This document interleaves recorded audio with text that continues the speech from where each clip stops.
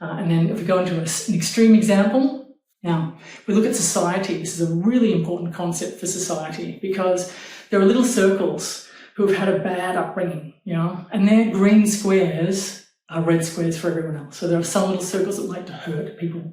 There are some little circles that like to steal, and that's a green square for that little circle, but it's a red square for everyone else. So we take those little circles and we take away their happiness and we put them into prison.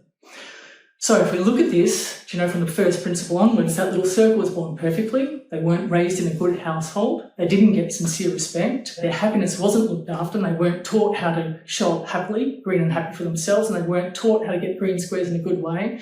And now we as a society are often not respecting them, and then we're causing them hurt by taking away their liberties. Okay, so we want to really look at this and understand these are our rules, and we'll talk about right and wrong in a more advanced module. But practically speaking here, if we're putting a little circle into prison because they don't meet our logical rules, if they don't fit our version of society, then they haven't been guided well. So if we're going to cause them hurt, we need to be apologetic there and not feel justified in causing them hurt. Because if we feel justified in causing any other little circle hurt, then what we're saying is that's okay for another little circle to do to us if we don't meet their rules. Okay, so little circles, simple squares help us to see life without all our dogma around what we think is right and what we think should be the right way.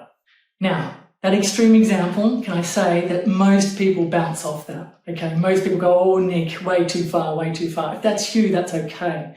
But I really encourage you to think about the concept of these are your rules that you're applying on other little circles. And if we think about